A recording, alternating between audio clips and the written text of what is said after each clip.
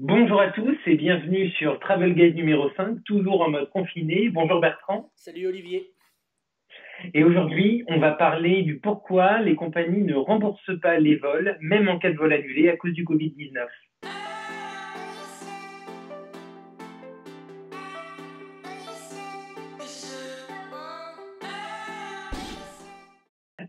Bonjour Bertrand. Et donc aujourd'hui, on va parler du pourquoi les compagnies ne remboursent pas les billets, même en cas d'annulation liée au Covid-19. Et donc, j'imagine qu'il y a plusieurs cas de figure. Quels sont ces différents cas de figure? Elle ne rembourse pas pour une simple et bonne raison, c'est qu'aujourd'hui, on a, si je peux me permettre l'expression, 35 milliards de dollars de billets d'avion qui sont en l'air.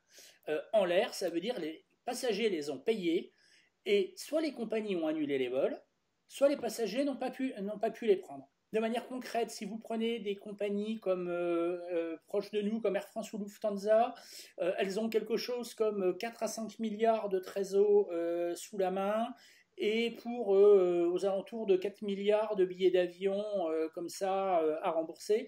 Donc concrètement parlant, soit elles ne peuvent pas rembourser, soit si elles remboursent, elles mettent la clé sous la porte derrière. Et ça, on parle de compagnies qui ont de la trésorerie devant elles.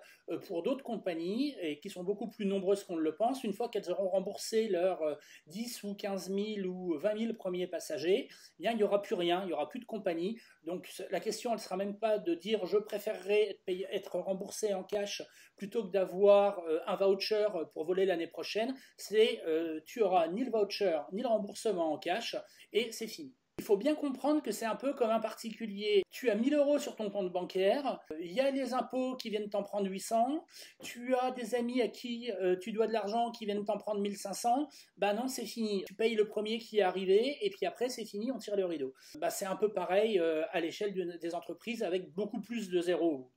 Mais il y a quand même deux cas, Bertrand. Je suis désolé, je reviens dessus, mais il y a le premier cas qui est l'annulation à l'initiative de la compagnie, c'est-à-dire que le vol annulé, il n'opère plus. Et puis, il y a l'annulation à l'initiative du passager, puisque le passager, soit il a peur de prendre le vol, il n'a plus envie de prendre ce vol-là, et pour de nombreuses raisons, parce qu'il n'y aura sûrement rien à la destination et que la destination est confinée, soit il n'a même pas le droit de prendre ce vol parce qu'il a des consignes de confinement dans son propre pays. Donc, comment ça marche dans ces deux cas? Si la compagnie annule le vol, la loi, en tout cas en Europe, est très claire, elle doit rembourser le passager. Ça, c'est la théorie. Dans la pratique, et on l'a bien vu, elles ne le font pas pour les raisons qu'on vient d'évoquer. Ok, mais du coup, comment je vais pouvoir retrouver mon argent au bout du compte dans ce cas-là? Les compagnies ont mis en place, en prenant en compte, on ne va pas revenir dessus, les questions de trésorerie, des mécanismes assez intelligents. Elles l'ont fait assez rapidement pour les clients. Très rapidement, déjà, elles ont dit on vous permet de rebooker vos vols sans pénalité. Même si votre billet n'est pas flexible, tu as un Paris-Francfort, Francfort-Malte prévu pour telle date, eh bien tu peux changer la date, tu peux le remettre en septembre, en décembre, en février de l'année prochaine. C'est pas un problème, même si ton billet n'est pas flexible, tu peux le rebooker pour quand tu veux. Après, parce que la situation empirait, entre guillemets, elles ont été un peu plus loin. Elles ont dit, finalement, on vous donne un voucher, c'est-à-dire en fait un bon d'achat de la valeur du billet, et le jour où vous le désirez, le jour où vous revoudrez voler, eh bien, ce sera un avoir à valoir sur le prix de votre prochain voyage. Alors, au début, on a dit que c'était des avoirs qui allaient durer 6 mois. Maintenant, on parle de 1 an. Maintenant, certaines compagnies parlent de 2 ans. Mais on est d'accord, à ce niveau-là, euh, on récupère son argent en l'échangeant contre un nouveau vol, mais on ne récupère toujours pas de cash. Troisième étape, parce que justement les clients ont commencé un peu à grincer des dents et les compagnies se sont fait également taper sur les doigts aussi bien au niveau de l'Europe qu'aux États-Unis, les pouvoirs publics ont dit mais votre truc c'est complètement illégal. Donc les compagnies ont fini par dire ok on vous rembourse. Souviens-toi, de toute façon, elles n'ont pas de quoi rembourser.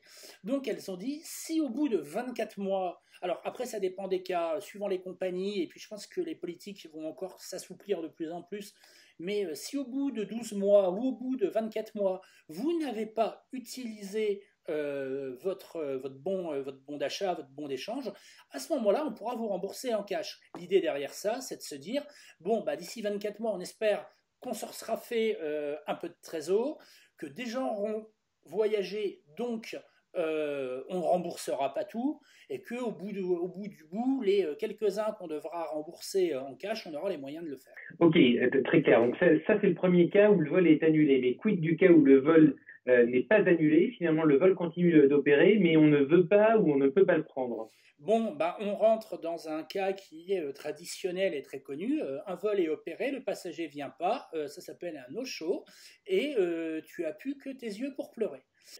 Donc Bertrand, c'est définitivement perdu? Dans la théorie, oui. Dans la pratique, là encore, les compagnies se sont montrées arrangeantes et il y a des choses qui se mettent en place. Déjà, la première chose qu'il faut savoir en tant que passager, si on a un vol qui est maintenu, bon, là, la question ne se pose plus, il n'y a plus rien qui vole. Mais ça va se reproduire je pense, dans les semaines et les mois à venir. Vous avez un vol qui est prévu et soit vous n'avez pas le droit de le prendre parce que, en fonction de votre nationalité ou de je ne sais pas quel autre facteur, vous n'êtes pas le bienvenu dans le pays de destination. Nous, ça nous est arrivé pour Malte. On avait un vol qui était prévu pour Malte, et Malte a d'abord commencé par fermer ses frontières aux ressortissants français. Même si l'avion était opéré, on ne pouvait pas débarquer à destination. La première chose à faire, c'est surtout de ne pas annuler. Si vous annulez de votre propre fait, la compagnie va vous dire bon, vous avez annulé votre billet d'avion, il n'est pas flexible, c'est perdu pour vous, merci et au revoir. Qu'est-ce qu'on a fait? On a attendu jusqu'à la dernière minute et forcément, vu le contexte, la compagnie a fini par annuler le vol. Et là, on était retombé dans le contexte où la compagnie annule le vol et où on a un droit à compensation. Mais si vous vous dites je ne veux pas ou je ne peux pas prendre le vol, je l'annule moi-même, avant que la compagnie ne l'annule d'elle-même, là c'est sûr que vous avez tout perdu. Et du coup, est-ce qu'il n'y a pas quand même un moyen de s'en sortir avec les assurances, par exemple? Les assurances qu'on souscrit généralement quand on prend un billet d'avion, en général, ne couvrent jamais les circonstances exceptionnelles. En fait, tout ce qui est guerre, pandémie, etc., ne sont pas couverts. Donc, l'assurance que vous avez souscrite en achetant votre vol, vous pouvez oublier, ça ne fonctionne pas. Et quid des cartes bancaires, du coup? C'est vrai que les cartes de crédit proposent des assurances voyage. Alors, si vous avez une Visa, une Amex ou une Mastercard standard, vous oubliez, c'est pas couvert. Si vous avez une Visa Premier, une Amex Gold ou une Mastercard Gold, ben, oubliez, ça n'est pas couvert non plus. Le seul cas où j'ai trouvé où ce genre de cas était explicitement couvert, c'était par l'American Express Platinum.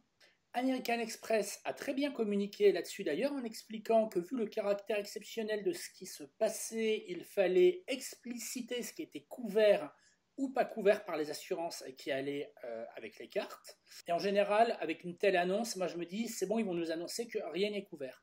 Et en fait, ils ont annoncé qu'ils avaient explicité, voire renégocié avec l'assureur qui est derrière, AXA en l'occurrence, les conditions d'assurance des passagers qui ont réservé un voyage avec leur American Express Platinum.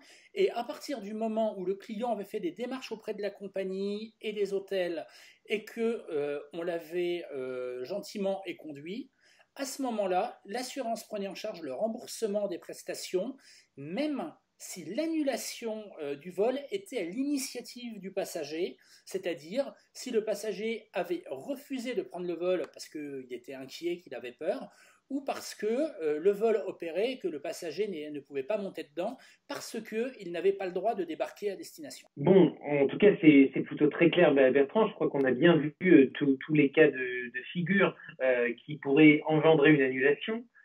Finalement, c'est quoi le conseil que tu donnerais aux passagers qui sont impactés par un tel problème?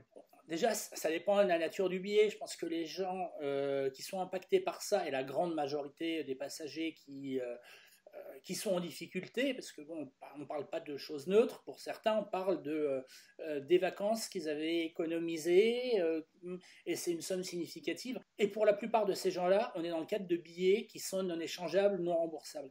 Aujourd'hui, je pense que la plupart des cas, ça fait un mois qu'on est en mode confinement, je pense que la plupart des cas ont été traités, les vols ont été annulés et on se retrouve dans un cas qui est couvert.